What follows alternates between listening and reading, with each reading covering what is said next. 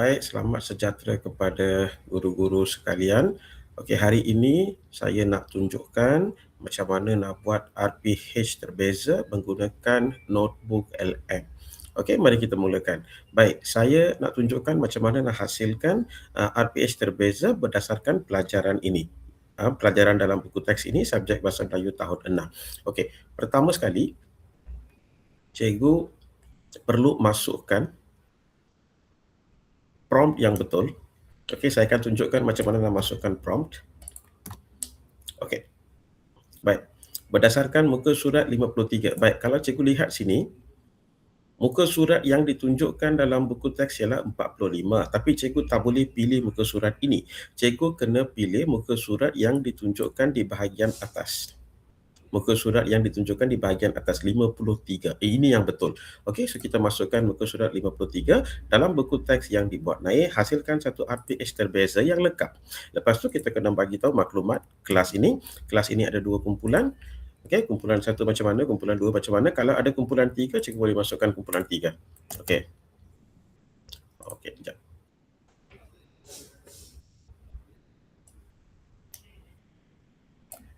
Okey. Baik. Kelas ini ada 2 kumpulan. So kalau cikgu nak buat 3 kumpulan, okey, murid sederhana. Okey, murid pandai, murid sederhana,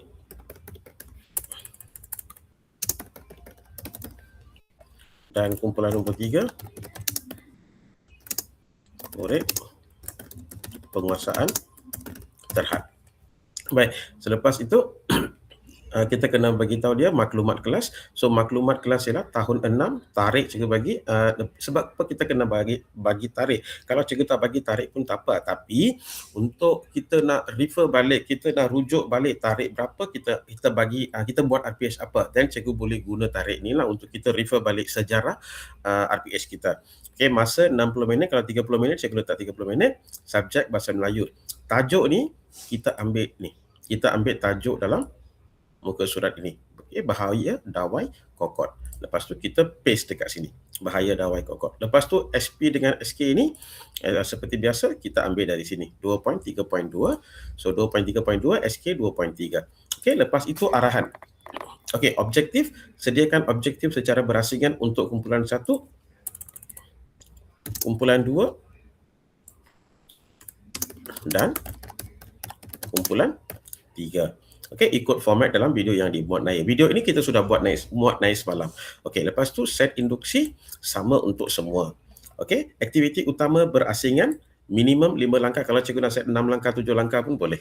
Okey, lepas tu aktiviti penutup sama untuk semua. Lepas tu pastikan semua ayat dalam set induksi, set aktiviti utama dan penutup mesti bermula dengan perkataan murid. Okey, sediakan RPH yang lengkap dan berkualiti. Okey, kita tekan.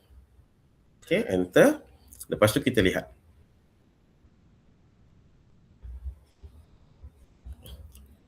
Dia akan ambil beberapa saat untuk dia fikir.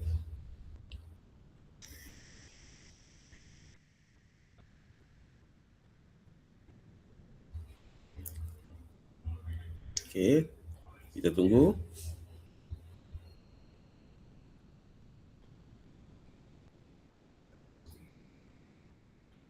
Okey.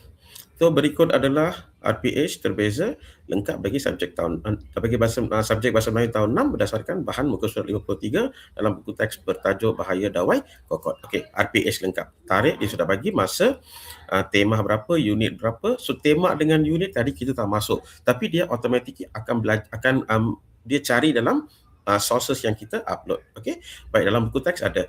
Okey, lepas tu standard kandungan, standard pembelajaran. So benda ini memang akan 100% sama dengan di SKP sebab kita sudah upload di SKP dalam sources. Okey, lepas tu objektif. Okey, ini objektif untuk kumpulan 1, kumpulan 2 dan kumpulan 3. Baik. Murid kumpulan 1 dapat membaca dan menganalisis sekurang-kurangnya 2 ilmu dan 2 nilai murni daripada teks Bahaya Dawai Kokot serta mempersembahkan maklumat tersebut dalam bentuk simulasi pembaca berita di hadapan kelas secara kreatif. So ini untuk murid pandai. So kita tak perlu ambil murid kumpulan 1 dapat. So biasanya kita sudah tulis dekat bahagian RPH tu pada akhir pembelajaran ini murid akan dapat. Okey, so kita just ambil daripada membaca dan menganalisis sekurang-kurangnya 2 ilmu dan 2 nilai murni daripada teks sekian serta mempersembahkan maklumat tersebut dalam bentuk simulasi membaca berita di hadapan kelas secara kreatif. Kalau cikgu nak edit ini pun boleh. Dekat mana kita edit, kita copy paste dalam Google Drive kita, RPH kita yang kita type dalam Excel tu kan. Okey, kita paste dekat situ dan kita edit dekat situ. Okey, so dia sudah bagi.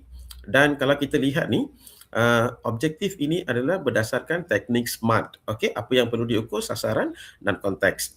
Okey, baik. So ini objektif. Baik, ringkasan PDP. So set induksi 1, 2, 3 ni dia sama untuk semua kumpulan. Okey, lepas tu ini adalah aktiviti utama untuk kumpulan 1, aktiviti utama untuk kumpulan 2 dan aktiviti utama untuk kumpulan 3. Okey, lepas tu penutup dia akan jadi sama kepada semua murid. Okey, lepas tu dia akan siap bagi elemen merentas kurikulum, kaedah penilaian. Okey, dia sudah bagi. Okey. Sekarang kalau cikgu nak untuk buat 2 kumpulan saja, macam saya hanya buat untuk 2 kumpulan. Okey. So kalau 2 kumpulan, ni saya hanya bagi 2 kumpulan. Okey. So objektifnya sama. Okey, set induksi sama kepada 2 kumpulan. Lepas tu aktiviti utama untuk kumpulan 1 dan juga aktiviti utama untuk kumpulan 2. Lepas tu penutup dia sama kepada kedua-dua kumpulan. Okey, sekarang macam mana nak copy ini masukkan dalam RPH kita. Okey, saya akan tunjukkan dalam video kedua. Terima kasih.